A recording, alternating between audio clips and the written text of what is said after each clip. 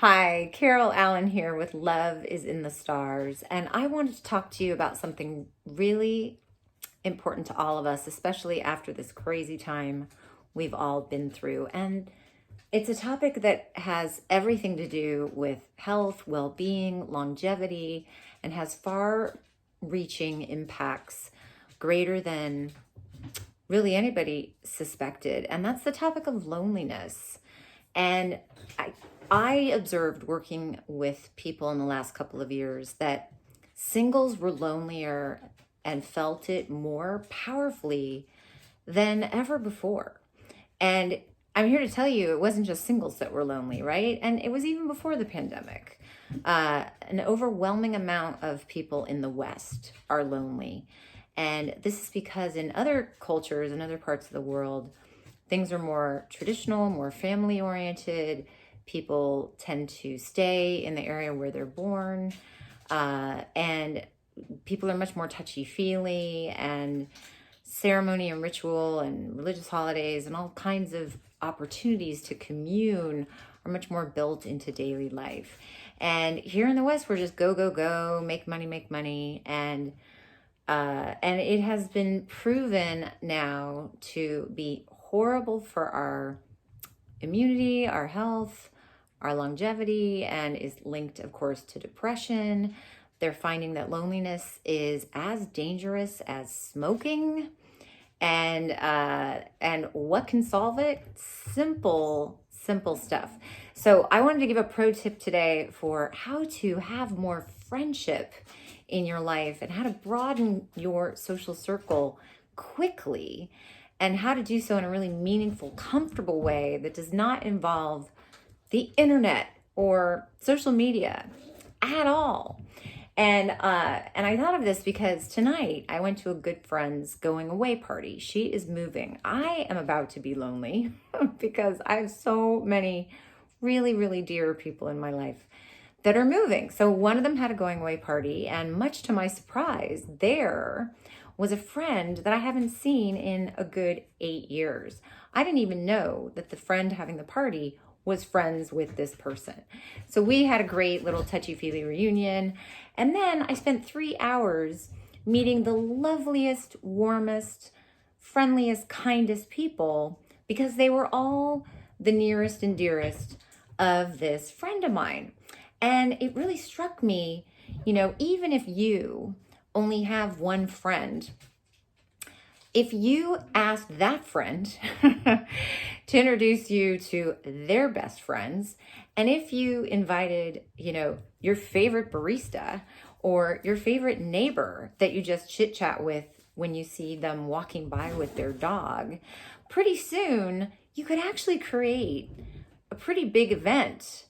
And I had another friend have a really amazing idea one year. She threw a Valentine's Day party where she invited all her favorite single people, and they could only come if they brought two single friends of the opposite sex. So she invited, like 10 friends, but those 10 friends had to bring 20 friends. So suddenly there were 30 people there. And oh my gosh, it ended up just being an amazing party. And yes, people were hitting it off. People were making out in the bathroom. A relationship started that lasted a nice long while. And everyone just had a really great time at the party. So I don't care how isolated you are, how much you now work from home or haven't traveled or haven't seen anyone in your previous really amazing social life. There's really no reason to not have a broader, more fulfilling, more satisfying social life. And truthfully, so much of our loneliness is because we get insulated and we tend to get very cozy and comfortable and safe in our own little bubbles and our own little, lives. And we're busy, right? Just the day-to-day business of living takes all day, right? But if you just did something like this, even like once a quarter, right? And then if you extended yourself to the people that were at these events just imagine how that could alter your life, right?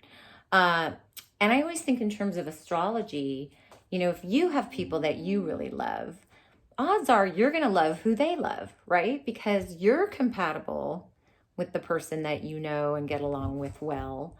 And that means they probably are with the people they're closest to.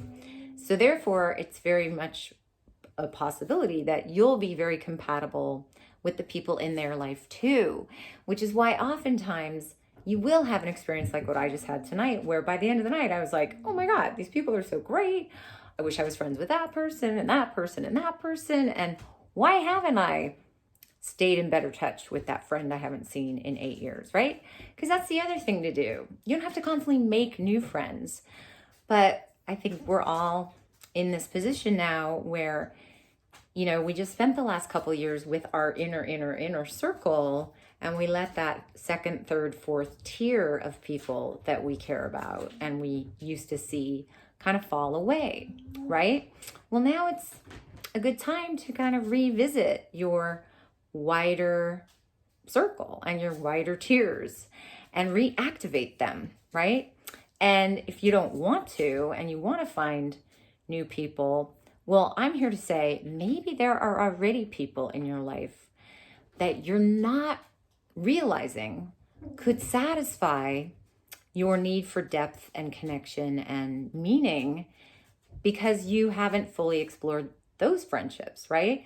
A few years ago, 2 women that had both been in my life for over a decade became more in my life. And I connected with each of them much more than I ever had before. And I realized, oh my gosh, all these years, these jewels have been just sitting in my backyard, so to speak. And I never really realized it, right?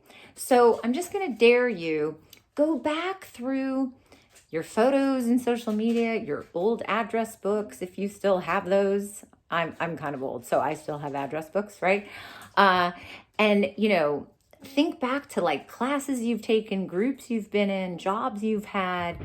Was there somebody there that you always kind of liked, but you just never got a chance to know?